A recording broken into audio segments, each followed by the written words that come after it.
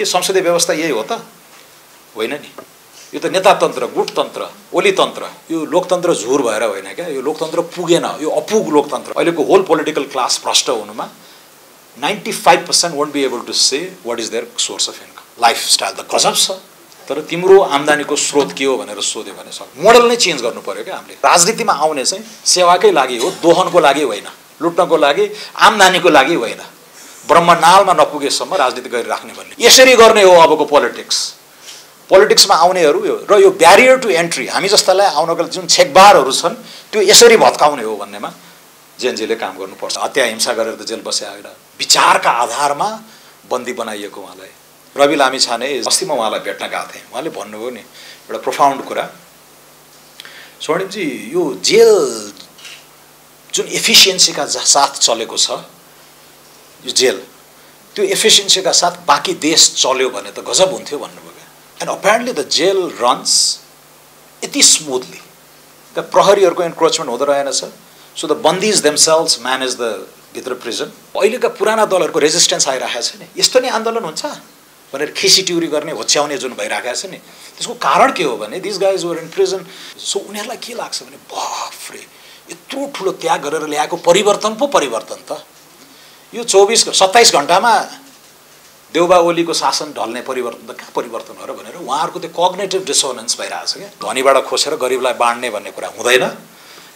अर्थतन्त्रको आकार वृद्धि गर्ने, सरकारी ढुकुटी ठुलो गर्ने, अनि केही पुनर्वितरणमा लगाउनुपर्छ, रिडिस्ट्रिब्युसनमा, केही सोसल इन्स्योरेन्समा। हिजो भर्खर आएका जेनजीहरूले हामीबाटै अब इतिहास सुरु हो भन्ने चाहिँ फेरि त्यसलाई मैले नकारात्मक रूपमा भने हो। $50 बिलियन को जीडीपी मिसिङ भयो लास्ट 20 years 30 yearsमा। किन? Because of bad governance. Sher Bahadur Deuba was once a Gen Z. KP Oli was once a Gen Z leader. He was actually in prison. He was in prison at the age of 22 होइन। 14 वर्ष jail बस्नु भएको छ उहाँ। अहिलेको फुर्ती फार्ती यताउता त्यो सबै जेलमा गरेको स्व अध्ययनको आडम्बरको भरमा हो होइन।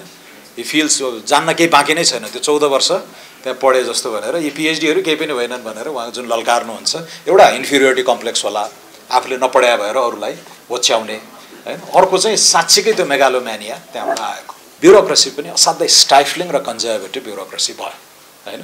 र यसको आफ्नै सोसियोलोजिकल डाइमेन्सन छ। 1990 मा I was a Gen Z and I participated in त्यति बेलाको रेभल। म 15 वर्षको उमेरको थिएँ। यहाँ गणेशमान सिंहहरूले चाहिँ बत्ती निभाऊ, ब्ल्याकआउट भन्यो भने म बुढानीलकण्ठ स्कुलमा टेबल ल्याम्प निभाउँदै हिँड्थेँ। त्यो रात म हिँडेर बाँसबारीसम्म पुगेँ र बाँसबारीसम्म चाहिँ हार हु गर्दै नारा लगाउँदै गयो। बाँसबारीपछि बुढानीलकण्ठसम्म देयर वाज नथिङ, पुरै ब्ल्याकआउट। डर लाग्यो बुढानीलकण्ठ पढ्ने, अनि हिँडेर गएको। अनि हामीले छेडेको यो मुभमेन्टलाई कसरी जोगाउने हो र अघिल्ला गल्तीहरूबाट कसरी सिक्ने हो। Ramchandra Paudel, the current president of Nepal, brags in a nice way that he spend 14 years in prison. Actually म क्युरियस भएँ, 14 वर्ष है, बाफरे। हामी कहिलेकाहीँ नेपालको इतिहास, विश्वको इतिहास हिजोदेखि मात्र सुरु भयो भन्ने हिसाबले बोल्छौँ। र मैले पछिल्लो चरण यो न्युटनको कोट राखिरहेको थिएँ, यहाँ पनि राखिएको रहेछ, खुसी लाग्यो होइन। हामीभन्दा अगाडि आएका अग्रजहरूले गरेको योगदानको जगमा नै हामी अगाडि बढ्ने हो। त्यसैले होइन, if I have seen further it's by standing on the shoulders of giants that came before me भनेर सन् 1670 मा आइज्याक न्युटनले बोलेका छन्।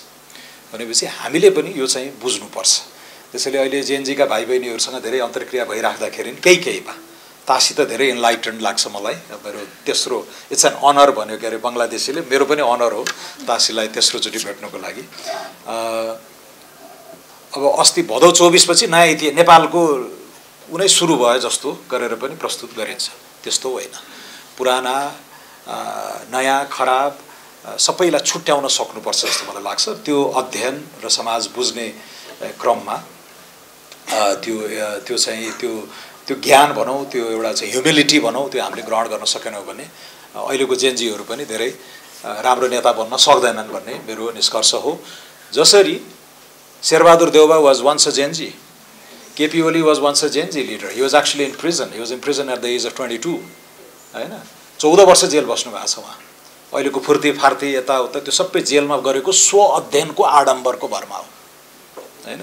ही फिल्स जान्न केही बाँकी नै छैन, त्यो 14 वर्ष त्यहाँ पढे जस्तो भनेर यी पिएचडीहरू केही पनि होइनन् भनेर उहाँ जुन ललकार्नुहुन्छ, एउटा इन्फिरियोरिटी कम्प्लेक्स होला, आफूले नपढाए भएर अरूलाई होच्याउने हैन अर्को चाहिँ साच्चीकै त्यो मेगालोम्यानिया त्यहाँबाट आएको Sher Bahadur Deuba spent 2 fine years at the London School of Economics 1989 and 1990 his guru was Fred Halliday एकदमै इन्टरनेशनल रिलेसन्स को एकदम तगडा स्कलर जसको ग्लोबल फेम 2001 को 9/11 पछि एकदमै चर्चित भयो and I happened to go to the LSE after 3 years after Mr. Deuba left अनि उहाँ म त्यहाँ पढ्दै उहाँ चाहिँ होम मिनिस्टर विपक्षी दलको नेता र यो देशको प्रधानमन्त्री भइदिनु भयो इन दोज 3 short years अनि 96 मा त उहाँ स्टेट भिजिटको लागि पनि आउनु भएको थियो मेरो गुरु लर्ड मेघनाथ देसाईले उहाँलाई होस्ट गर्नुभयो अनि कस्तो लाग्यो त हाम्रो प्रधानमन्त्री भन्दाखेरि राम्रै छ but the previous one was better भनेर भन्नुभयो है प्रिभियस वान को भनेर भने त नेपालको पहिलो कम्युनिस्ट प्रधानमन्त्री Manmohan Adhikari and Manmohan Adhikari when he joined politics was also a Gen Z quit India movement 1942 त्यो विश्वेश्वर प्रसाद कोइराला मनमोहन अधिकारीहरू बेलायतीहरूलाई इन्डियाबाट लखेट्दै गर्दा अब नेपालमा पनि लोकतान्त्रिक रेजिममा हामी जानुपर्छ भनेर सो यो हिजो भर्खर आएका जेनजीहरूले हामीबाटै अब इतिहास सुरु भयो भन्ने चाहिँ फेरि त्यसलाई मैले नकारात्मक रूपमा भने होइन यसले चाहिँ इट कुन्ददाईलाई थाहा छ पोल पोटले इयर 0 भन्थ्यो क्या सो होल विश्व इतिहास नै अब इयर 0 बाट सुरु भयो 1976 को कम्बोडियन खमेर रुजको revolution and that led to disaster हैन पतनै भयो 13 मिलियन को चाहिँ देश कम्बोडिया त्यो at the end of 3 years 7 मिलियनमा झरेछ क्या where did half the country go they were killed हैन अब त्यही स्केलको म्यासेकर जब त्यो मेगालोम्यानिया त्यो खालको आडम्बर भयो भने चाहिँ माओइस्ट चाइना हैन 1950s 60s को स्टालिनका चाहिँ कुराहरू आउँछन् त्यसैले हिस्ट्री पढ्नुपर्छ हैन हिस्ट्री पढेर अगाडि जानुपर्छ जस्तो मलाई लाग्छ सो त्यो प्रसङ्गमा मैले अलिकति कम्प्लिमेन्ट गरेको 1968 मा यस्तै स्टुडेन्ट रेभोल्युसन भएको थियो युनिभर्सिटी अफ आजकल त च्याट जीपीटी छ गुगल छ मजाले हेरे भइहाल्यो अहिले यहाँ बस्दा बस्दै पनि धेरै कुरा जानकारी आउँछ हैन सोबोनदेखि लिएर बर्कले एलएससी मा चाहिँ ठुलो स्टुडेन्ट हरू भयो मेबी कुन्द was part of it I don't know 68 को कोलम्बियामा हैन 1990 मा I was a Gen Z and I participated in त्यति बेलाको रेभोल्युसन म 15 वर्षको उमेरको थिएँ यहाँ गणेशमान सिंहहरूले चाहिँ बत्ती निभाऊ ब्ल्याकआउट भन्यो भने म बुढानीलकण्ठ स्कुलमा टेबल ल्याम्प निभाउँदै हिँड्थेँ हैन त्यति बेला रेडियो बीबीसी सुनिन्थ्यो रेडियो नेपालले त स्टेट उ भयो के अरे ब्यान भयो हैन चाहिँ सेन्सर गर्थ्यो सो सर्ट वेभमा बीबीसी सुनिन्थ्यो केदारमान श्रेष्ठ कि Kedarman was the local reporter stringer here Kedarman Singh AFP Agence France प्रेसको करेस्पोन्डेन्टले चाहिँ फाइल गर्नुहुन्थ्यो घुमाई फोन चाहिँ यस्तो अहिलेको एफएम जस्तो क्रिस्प आवाज आउँदैन थियो short wave SW many of you probably don't know internet एराको मान्छेहरू हैन त्यति बेला अनि घुमाई सुनिन्थ्यो अनि आज रत्न पार्कमा यति प्रदर्शन भयो यतिजना हताहती भयो त्रिभुवन विश्वविद्यालयमा यति हताहती भयो भन्दाखेरि रोमाञ्चक लाग्थ्यो र चैत 26 गते 2046 that will reveal my age तर चैत 26 गते 2046 मा I was in Tundikhel when Girija Prasad Koirala said यो डेमोक्रेसीमा सबैको जित हुन्छ पञ्च जसलाई भर्खर हामीले ढाल्यौं पञ्चहरुको पनि जित हो भन्दाखेरि हि वाज त्यो हुटिङ भन्छ नि हार हु गरेर निकालेर पठाएको and then poor Ganeshman Singh had to come and said म पनि जाउँ भनेर घुर्की लगाएपछि बल्ल the crowd was silence and I was there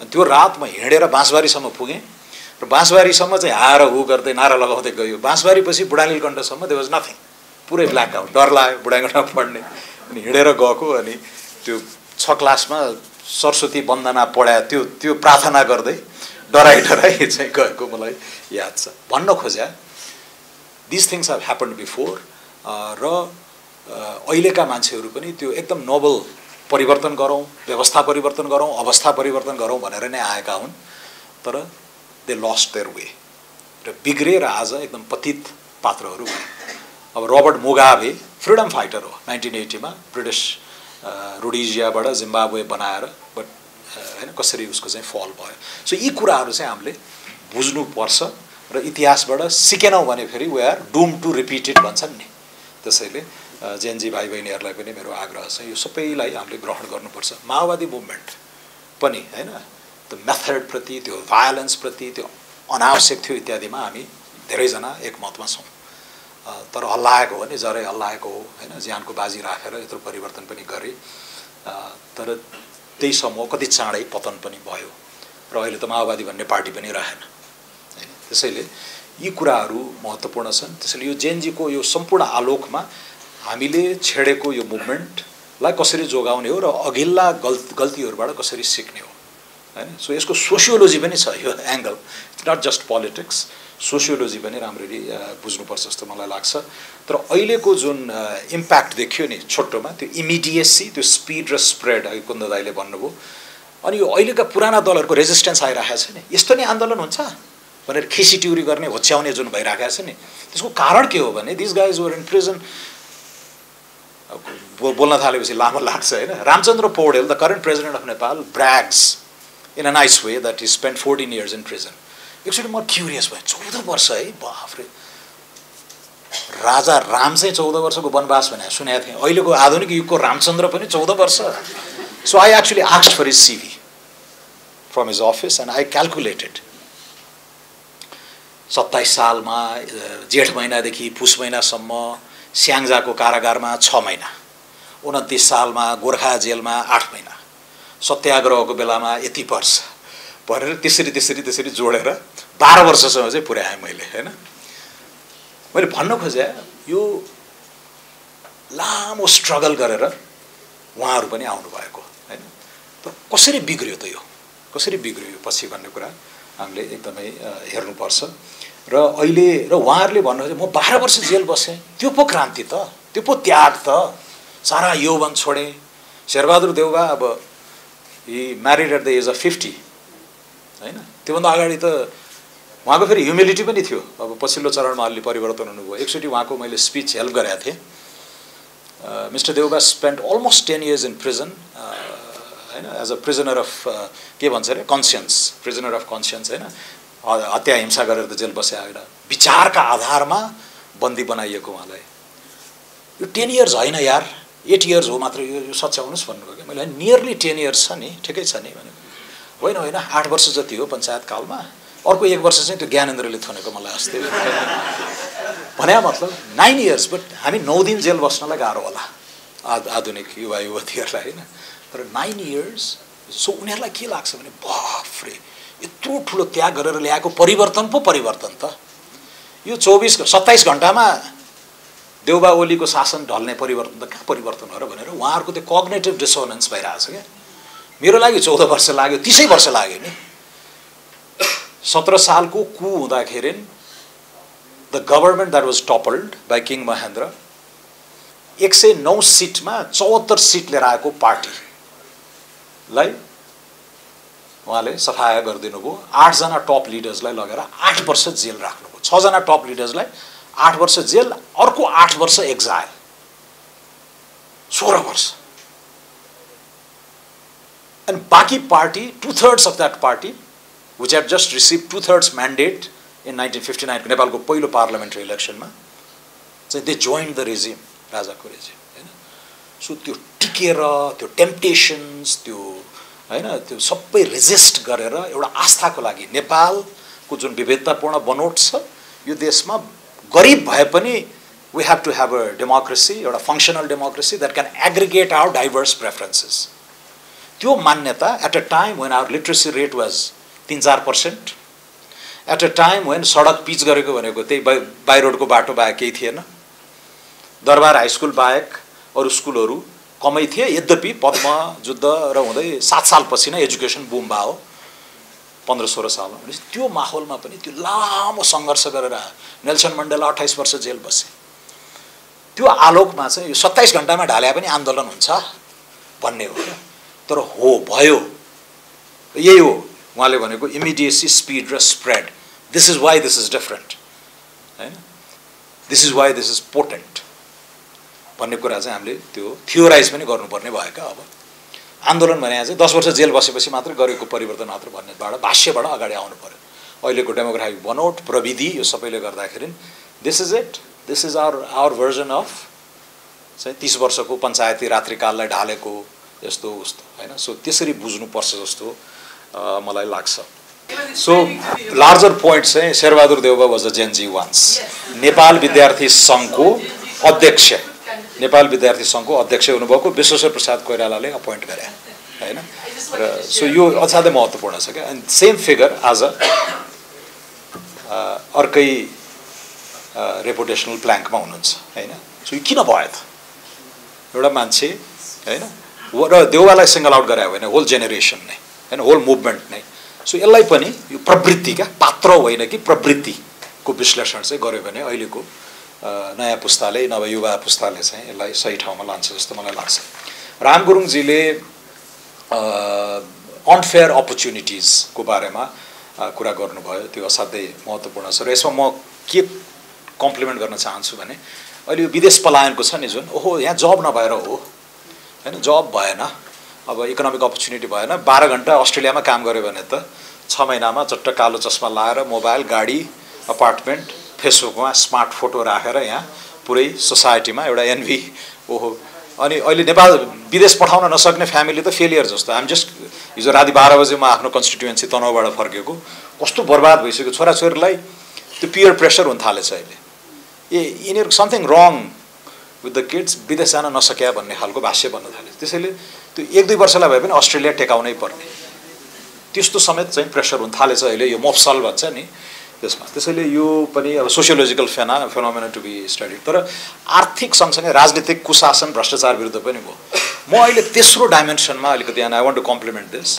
एकजना पिएचडी स्कलर यहीँ आइआइटिएसमा पनि आबद्ध पूजन अधिकारी बेजिङमा हुनुहुन्छ अहिले पिएचडी गरेर आउनु भएको उहाँसँग कुरा भइरहेको थियो एक्चुअली थर्ड पनि छ न्यायिक जुडिसियल एङ्गल पनि अहिले हेर्नुपर्ने भयो यो देशमा मैले समाउने हाँगो भएन भने त मलाई न्याय हुँदैन कथम कदाचित कसैले कराप झ्याप भन्छ नि नेपाली भाषामा कराप झ्याप पारेर जेलमा हालिदियो भने if I don't know somebody if I don't come from the right class connection छैन भने त म त डुम्ड अब यो पोलिटिक्स जस्तो नहोस् रवि लामिछाने इज उसमा प्रिजनमा अस्ति म उहाँलाई भेट्न गएको थिएँ उहाँले भन्नुभयो नि एउटा प्रोफाउन्ड कुरा स्वर्णिमजी यो जेल जुन एफिसियन्सीका साथ चलेको छ यो जेल त्यो एफिसियन्सीका साथ बाँकी देश चल्यो भने त गजब हुन्थ्यो भन्नुभयो क्या and apparently the jail runs यति स्मुथली त्यहाँ प्रहरीहरूको इन्क्रोचमेन्ट हुँदो रहेनछ सो द बन्दीज देमसेल्भ्स म्यानेज द भित्र प्रिजन पुलिस त एउटा त्यो गेटपछि भित्र छिर्न नपाउने रहेछ अब राइट साइड भयो भने जाला नत्र एभ्रिथिङ इज अन टाइम चट्ट 11 बजे खाना भनेपछि एकदम डिसिप्लिन एकदम बसेर त्यहाँ पसल छ त्यहाँको आफ्नै जेल इकोनोमी हुँदो रहेछ मैले यो चप्पल नयाँ चप्पल लाउनु भएको थियो अस्ति यो चप्पल यहीँ किने भन्नुभयो उहाँले हैन अनि त्यसपछि मैले सोधेँ बाह्र अनि कसले who are this guys many of them are convicts कोही रेपमा कोही मर्डरमा त्यस्ता मान्छेहरू पनि छ and they are the ones running the system from within अनि कति चाहिँ त्यो फल्स चार्जेसबाट भएको त्यो पीडा हुँदो रहेछ नि भने मतलब दे डिडन्ट डु एनिथिङ रङ त्यो कुरा सुन्दै जाँदा थाहा हुन्छ मलाई त फसाइयो अनि 12 वर्ष 16 वर्ष 19 वर्षको त्यो सेन्टेन्स बोकिरहेछन् people who presumably didn't do anything wrong जुन वेस्टमा सुनिन्छ नि कहिलेकाहीँ रिट्रायल भएको फल्टी एभिडेन्स रेसिजमका कारण फसाउनको लागि हैन एकदम छ नि त्यो गरेर अनि पछि नयाँ एभिडेन्स आउँछ एक्टिभिस्टहरूले पनि they take up new cases and त्यो भएपछि अनि अब यो बाँकी जीवन त गइसक्यो अनि बाहिर आउँदाखेरि हेभी कम्पन्सेसन 10 मिलियन 20 मिलियनको चाहिँ कोर्टहरूले गराए हुन्छ हैन सो नेपालमा पनि अहिले यो जुडिसियल एङ्गलबाट पनि हामीले न्याय नपाउने क्या आफ्नो कोही भएन भने जब पाएन भ्रष्टाचार कुशासन त भइहाल्यो यो अन्यायको पाटो पनि पछिल्लोचोटि मलाई यो लास्ट 2 मन्थ्सदेखि चाहिँ म पनि घोत्लिरहेको छु हैन जति काम गर्दा पनि त्यही 40,000 खायो भने त यहाँ किन गर्ने त्यही दुःख अस्ट्रेलियामा गरौँ जापानमा गरौँ राम्रो आम्दानी हुन्छ भन्ने एउटा एङ्गल भयो र यो सबै दिक्क लाग्छ यहाँ त केही गरिखाने माहौलै भएन भ्रष्टाचार भयो भन्ने त्यो दोस्रो एङ्गल भयो तर यो जुडिसियल एङ्गल चाहिँ हामीले कुरा गरेका छैनौँ न्यायिक कोणबाट चाहिँ हैन साँच्चीकै if you are wrongfully detained you are wrongfully imprisoned and if you don't have any recourse सिन्दियो त त्यो अन्यायको पाटो चाहिँ हामीले एकदमै हेर्नुपर्ने जस्तो मलाई लाग्छ र सम्मानित नागरिक बन्ने आकांक्षा हैन गुड सिटिजनशिपको क्वेस्ट हो भन्ने उहाँको अर्को थीसिस पनि मलाई मन पर्यो तासी लाजोमको गजब छ। दुई चारवटा पोइन्ट मलाई मन परेको। जेनजी आन्दोलन ग्लोरिफाइड पो भयो कि, and she can say it होइन। ऊ भन्छन् नि आफ्नो अर्को एथनिसिटीको जोग गर्नुहुन्न, आफ्नै एथनिक उसको चाहिँ जति जोग गरे पनि हुन्छ भने जस्तै। सी इज जेनजी, सो जेनजीको बारेमा उहाँले विथ अथोरिटी बोल्न मिल्यो होइन। हामीले केही बोल्यो भने चाहिँ फेरि डेनिग्रेट गरे जस्तो पनि हुने भयो र हामी त चुप लाएर बस्नु पऱ्यो। तर जेनजी आन्दोलन ग्लोरिफाइड पो भयो कि यसका चुनौतीहरू के हुन् होइन। र यो होमोजिनस तिमीहरू मिल्दैनौ भनेर गाली गर्न पाइएन क्या। हेट्रोजेनिटी छ नि त त्यहाँ होइन। उमेर वर्ग त हो नि एउटा, उमेर वर्गभित्र त हेट्रोजेनिटी भइहाल्छ।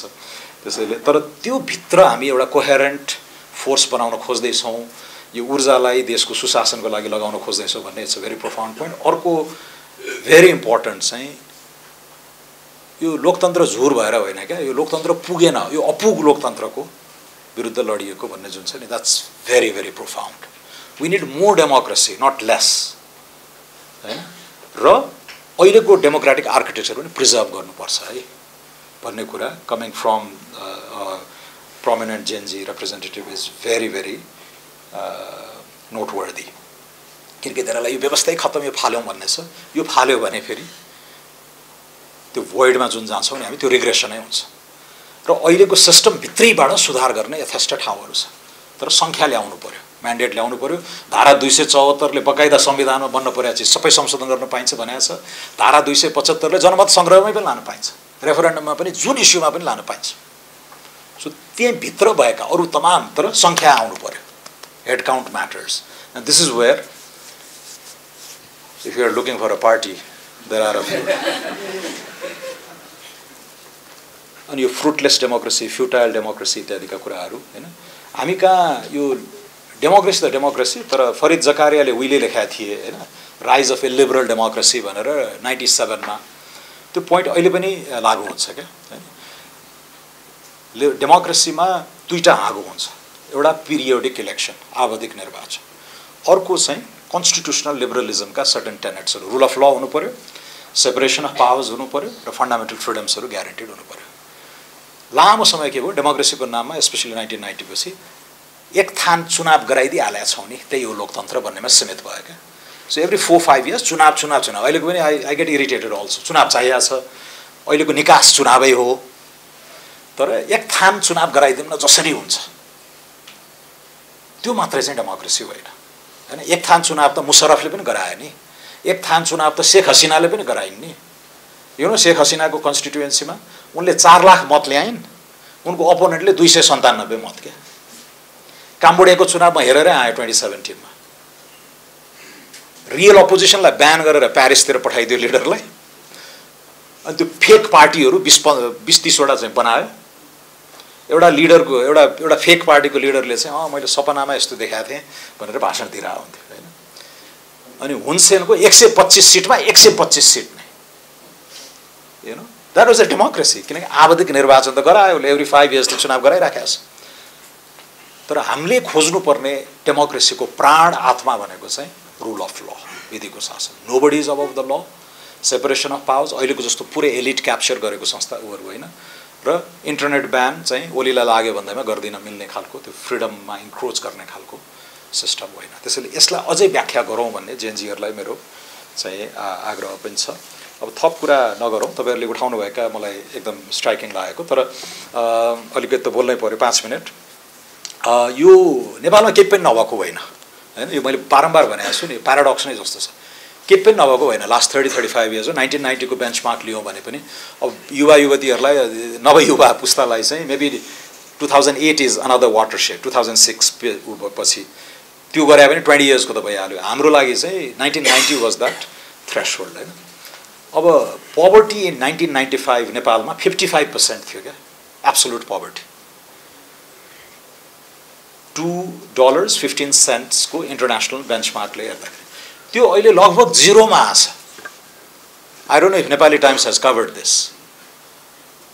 सो $2.15 को बेन्चमार्क लिने हो भने हाम्रो पालामा $1 a डेबाट सुरु गरे हो हामीले, अहिले बढ्दै बढ्दै गएर $2.15। अब यो इनएडेक्वेट हो भन्ने छ होइन, तर म नेक्स्टमा बनाउला। तर 55% थियो क्या होइन। आधा जनसङ्ख्या तन्नम गरिबी होइन, निरपेक्ष गरिबी, एब्सोल्युट गरिबीमा थियो। आज 0.5 मा झरेको छ। तर $2.15 को पोभर्टी थ्रेसहोल्ड चाहिँ आजको दुनियाँमा त्यसले त धेरै गर्न सकिँदैन। सो रिभाइज्ड अपवर्ड्स $6.85 को नयाँ इन्टरनेसनल पोभर्टी लाइन आइरहेछ। यो अन्तर्गत पनि ठ्याक्कै 30 वर्ष अगाडि 90% थियो नेपाल, अहिले चाहिँ अन्डर 50% मा झरेछ। सो वी आर स्टिल पोर, तर धेरै प्रगति भएको छ। तर यो जीडीपी ग्रोथबाट स्ट्रक्चरल रिफर्म भएर भयो होइन, गौचनजीले त्यो एक्सप्लेन गरिसक्नुभयो। लार्जली रेमिटेन्स इन्फ्लोजबाट हैन, घर घरमा अहिले 3/4 जति पुगेको छ। यो 3/4 अफ नेपालमा 57 लाख घरधुरी भन्छौँ हामी, बढेर 64-65 कति लाख छ पछिल्लो सेन्ससमा। त्यो हरेक घरधुरीको हाउस होल्ड युनिटको 3/4 चाहिँ कोही न कोही विदेशमा छ हैन। अनि त्यो सिधै पेनिट्रेट गरेको छ नि, बिचौलिया छैन त्यहाँ, राज्यले इन्टरफियर गरेको छैन। गुरचरण दासले इन्डिया ग्रोज एट नाइट भने जस्तो डे टाइममा त बाबुहरूले बिगारिरहेछ, नाइटमा चाहिँ इन्डिया ग्रोज भने जस्तै हामी कहाँ स्टेट इन्टरफियरेन्स नभएको हुनाले सिधै पेनिट्रेट गर्ने भयो भएर त्यो एजुकेसनमा, न्युट्रिसनमा हैन, बेसिक एमेनिटिजमा लगानी भइरहेको छ। यो कुराहरू छ र मैले पछिल्लो चरण अलिकति बहसमा ल्याउन खोजेको चाहिँ यो मिसिङ जीडीपी को अवधारणा। 1990 मा हामी आयौँ, 91 मा रिइन्स्टेटेड मल्टिपार्टी डेमोक्रेसी अन्तर्गत पहिलो सरकार आयो गिरिजाप्रसाद कोइरालाको। Lot of economic reforms were unleashed, growth rate 6-7-8% सम्म पनि पुग्यो हैन नेपालकै इतिहासमा। त्यो सस्टेन गर्न सके भए आज नेपालको अर्थतन्त्र $100 billion in today's price exceed हुने रहेछ। तर आजको यथार्थ कति छ? $45 बिलियन। हामी हुन्थ्यौँ $100 बिलियन। त्यो पेसलाई कन्टिन्यू गर्न सके भए। र नेपाली बजेटको टर्म्समा अस्तिको फाइनान्स मिनिस्टरले 19 खर्बको बजेट ल्याउनु भयो, हामीले 40 खर्बको बजेट ल्याउन सक्थ्यौँ 1/3 अफ जीडीपी को हाराहारीमा पब्लिक एक्सपेन्डिचर्स राख्दाखेरि। भनेपछि $50 बिलियन को जीडीपी मिसिङ भयो लास्ट 20 years 30 years मा। किन? Because of bad governance. So I think यसरी फ्रेमिङ गर्यो भने चाहिँ, so and on this I was inspired by Amartya Sen हैन, वेयर आर कति 90 मिलियन मिसिङ वुमेन भनेर उहाँले साइन्टिफिक अमेरिकनमा आर्टिकल लेख्नु भएको थियो कि एउटा, त्यो इन्फेन्टिसाइड हैन के भन्छ भ्रूण हत्या मेल प्रेफरेन्सले गर्दाखेरि गर्भमै मारिदिने रहेछ इन्डिया चाइनामा।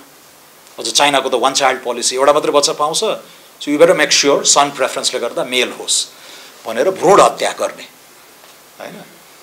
त्यसपछि बायोलोजिकली यति वुमन हुनुपर्ने, तर यति छ यथार्थ। So where did all the missing women go भनेर त्यो एकदमै त्यो अनसेटलिङ सोशल फेनोमेनालाई उहाँले उजागर गर्नुभयो जस्तै। यसलाई इकोनोमिक प्यारलल चाहिँ मैले मिसिङ जीडीपी क्या नेपालको कुशासनले गर्दा यो खाइदियो।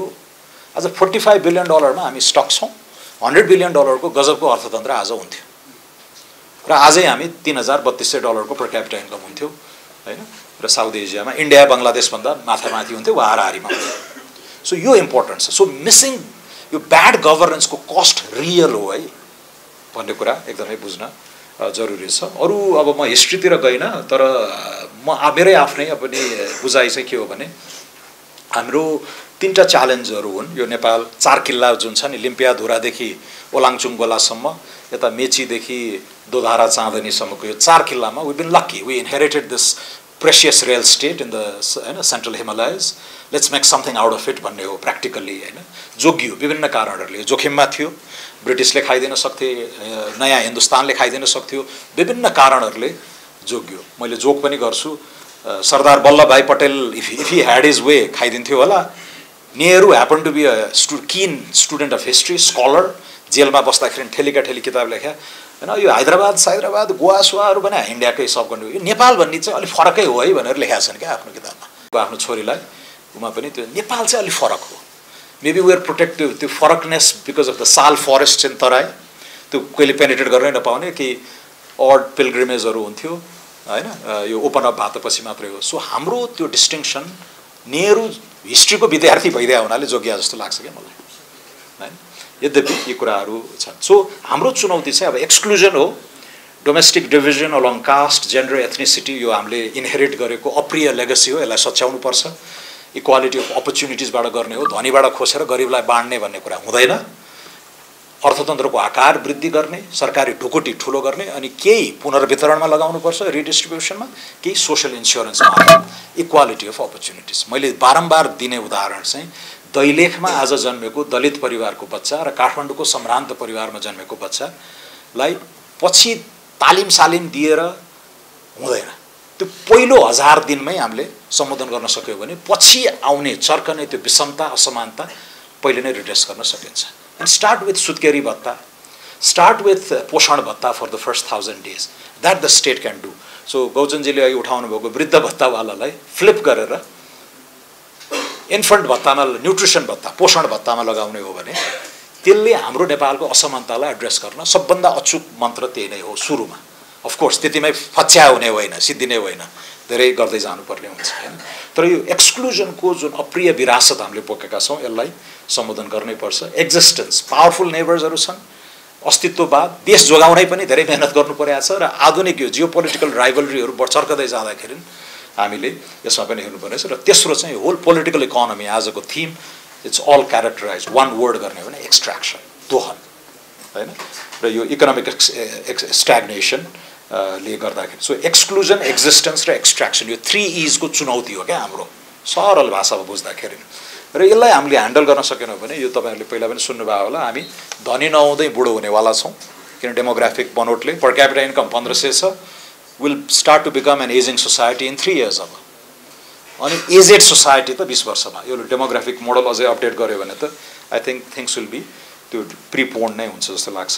अर्बन त भयौँ तर वी हेभन्ट मिनिङफुल्ली इन्डस्ट्रियलाइज नबनाउँ, एकदम त्यो हार्ड कोर वेस्टर्न सेन्सको इन्डस्ट्रियलाइजेसन हामा कहिले पनि भविष्य छैन। तर मोडर्नाइज भनौँ न, मोडर्न इकोनोमी नबनाउँदै we become an urban society हैन। वेस्टर्न युरोपको के हो, they industrialised and then they urbanised. हामी कहाँ we've urbanised or we are rapidly urbanising, तर इकोनोमीलाई मोडर्नाइज गर्न सकेका छैनौँ। अनि ग्लोबल्ली कनेक्टेड छौँ तर इकोनोमिकली पेरिफेरल भयौँ हैन। सो यी प्याराडक्सेसहरू, यी चुनौतीहरूलाई चिर्दै अगाडि जानुपर्नेछ। अब करप्ट र इनेप्ट पोलिटिकल क्लास हो, यसले एउटा क्लेप्टोक्रेसी नै जन्माइदियो, यसलाई प्रहार गर्नु छ। प्राइभेट सेक्टर पनि रेन्ट सिकिङ भयो, यसलाई राजीव उपाध्यायले कबाल्स एन्ड कार्टेल्स भन्नुभएको थियो।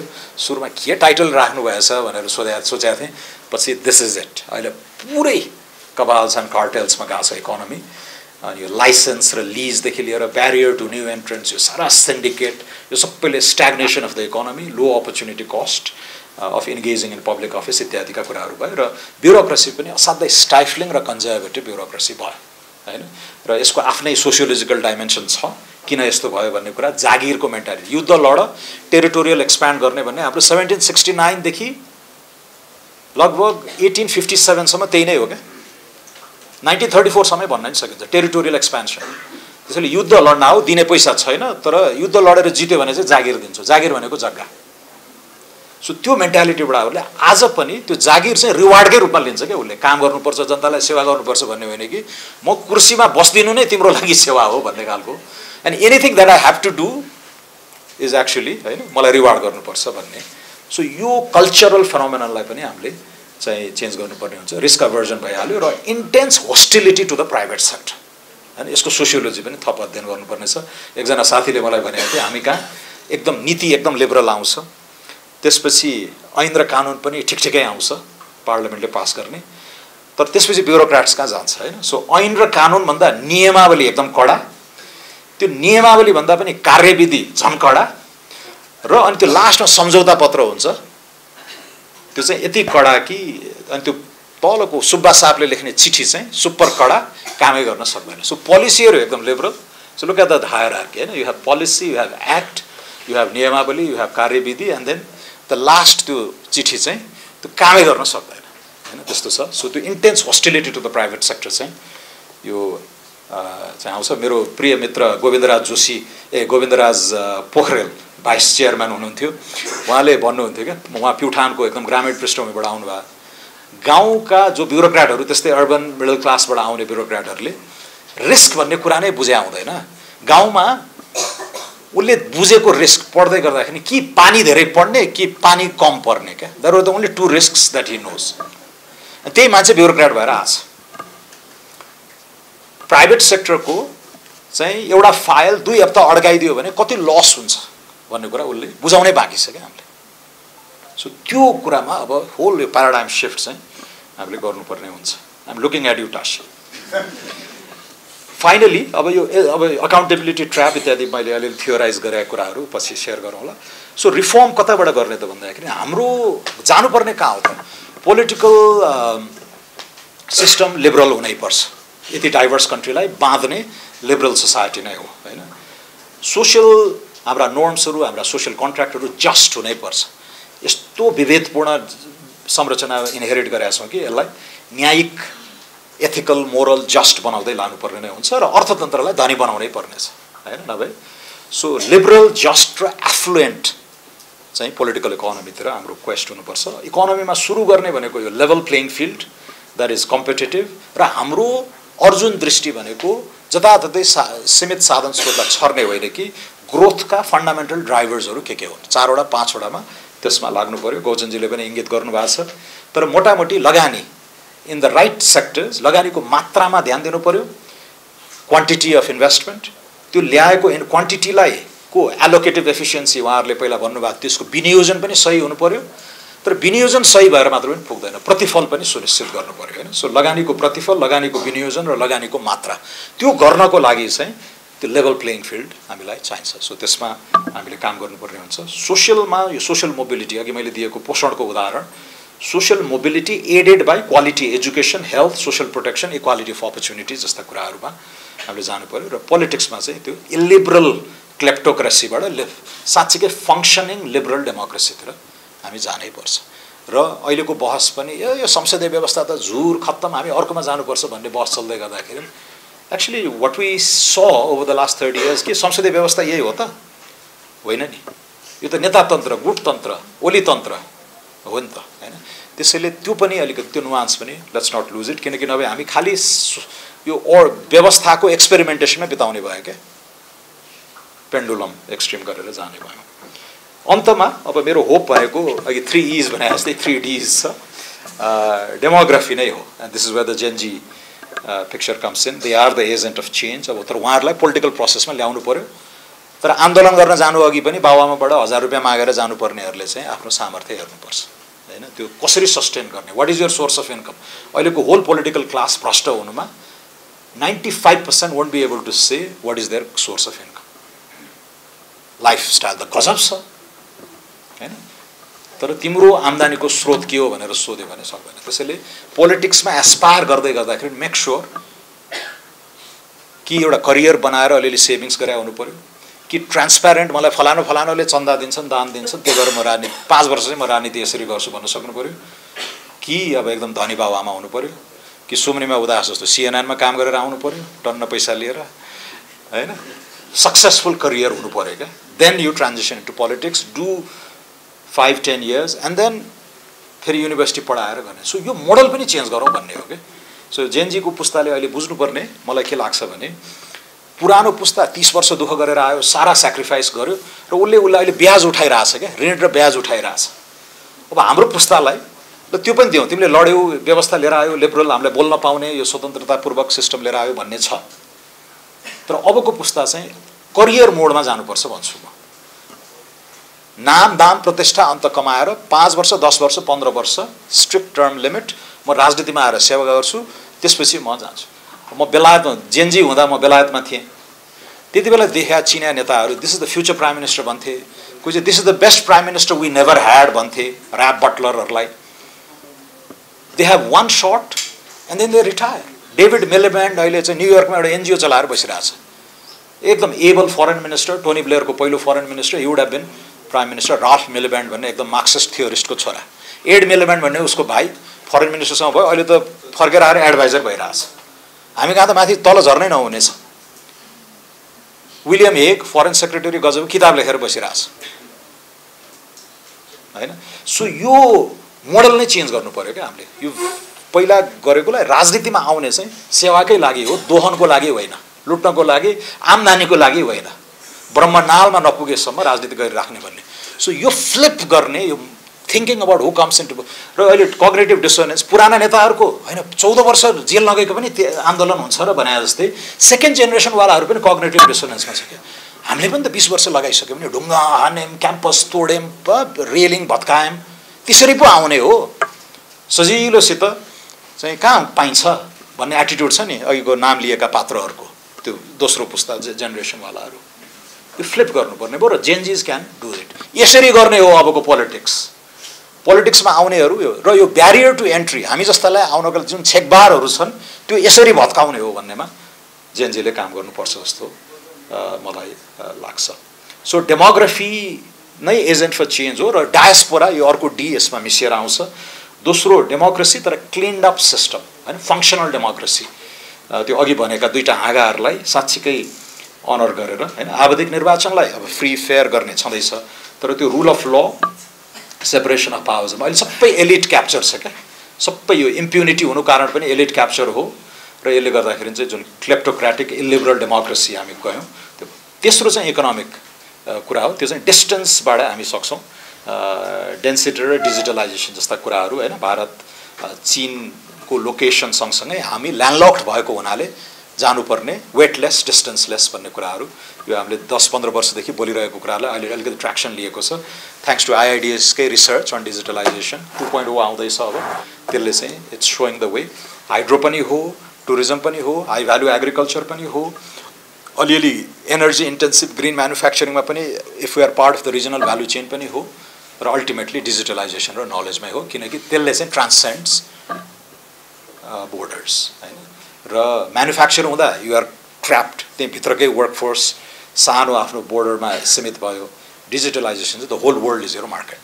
त्यही भएर सर्भिसेस एक्सपोर्ट लगायतले चाहिँ हामीलाई त्यो अनलिमिटेड एक्सपेन्सन गर्न चाहिँ सम्भावनाहरू बोक्छ। हस् त ल, धेरै धेरै